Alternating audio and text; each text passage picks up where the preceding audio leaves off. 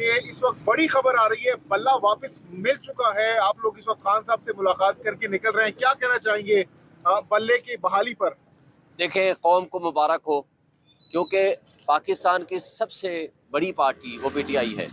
अगर साजिशों के ज़रिए इलेक्शन कमीशन ऑफ पाकिस्तान सहूलत कारी करेगा उन सियासी बोनों की जिसकी पब्लिक में कोई से नहीं है और उनको वॉक ओवर देने की कोशिश करेगा, ये मेरा ख्याल है जमहूरियत का तमाशा करने की कोशिश की थी।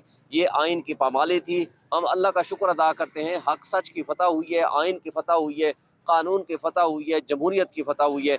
मैं समझता हूँ कि ये बहुत बड़ा जुल्म होता जो कुछ मार्शल लॉ के ज़माने में भी नहीं हुआ। आज वो इलेक्शन कमीशन करने जा रहा था जिसने फ्री एंड फेयर इलेक्शन कराने हैं। वो क्या फ्री एंड फेयर इलेक्शन कराएगा जिसकी अपनी क्रेडिबिलिटी इतनी मशकूक हो चुकी है, जो बजाय इस बात के कि वो इलेक्शन कराए और सब पार्टीज़ को एट पार और विदाउट डिस्क्रिमिनेशन ये तस्वर करे कि सब पार्टीज़ का उसी बराबर का हक है। उन्होंने एक पार्टी को सिर्फ दीवार से लगाने और उनको प्रॉपर अपॉर्चुनिटी ना देने का फैसला जो किया है उसको पेशावर हाई कोर्ट ने सस्पेंड कर दिया। ये बहुत बड़ी बात है। चूंकि आप खान साहब से मुलाकात करके आ रहे हैं, अभी ये खबर उन तक यकीनन खान साहब तक नहीं पहुंची होगी, ये लेटेस्ट खबर है जी, हमें अभी आपके जरिए पता चली। उनका क्या व्यू पॉइंट था इस खबर से पहले? देखें, वो जी, लेकिन हमने उनको बताया कि पेशावर हाई कोर्ट में आर्गूमेंट्स जारी हैं। हम उम्मीद रखते हैं कि इंशाल्लाह आर्डर सस्पेंड हो जाएगा, क्योंकि ये गैर आईनी काम है। और खान साहब ने भी यही बताया कि बात यह है कि ये सबसे बड़ी पॉलिटिकल पार्टी को अगर साइडलाइन करके इलेक्शन कराते हैं तो उसकी क्रेडिबिलिटी क्या होगी और उसको मानेगा कौन? इस मुल्क को आपने जमहूरियत पे चलाना है या आपने फाशिज्म पे चलाना है या बनाना रिपब्लिक बनाना है? ये मुख्तदर कुव्वतें और हमारा इलेक्शन कमीशन तय कर ले। फिर ज़ाहिर है वाहिद फोरम अदालतें हैं। हम उम्मीद रखते हैं, हम सुरखरू हुए हैं और इंशाअल्लाह ताला मैं समझता हूँ कि अवाम को, एक कौम को एक उम्मीद की किरण है, वो है पीटीआई और इमरान खान। इलेक्शन कमीशन ने अपनी लिस्ट से हटा दिया था, तो इस फैसले के बाद के तहरीक इंसाफ दोबारा अपनी तौर पार्टी बहाल हो जी जी बहाल हो चुकी है। फैसले के बाद ऑटोमेटिकली वहीं से रीस्टार्ट हो गया। उसके लिए सारी के सारा प्रोसेस उसी तरह शुरू होगा जिस तरह पहले 2 दिन पहले था। कुरैशी को 15 दिन के लिए नजरबंद कर दिया गया है डाला जेल के अंदर। इस पर क्या आप रिस्पॉन्ड करेंगे? देखें, एक तरफ आप कहते हो इलेक्शन कराना है, दूसरी तरफ आप अतर मिनल्ला साहब का ऑर्डर आप पढ़ लो साइफर वाले केस में। उन्होंने क्या कहा है कि इस वक्त बदतरीन सिचुएशन होगी कि अगर आप टॉप लीडरशिप को आप बंद करके रख लें। अब 3 MPO का मतलब क्या है?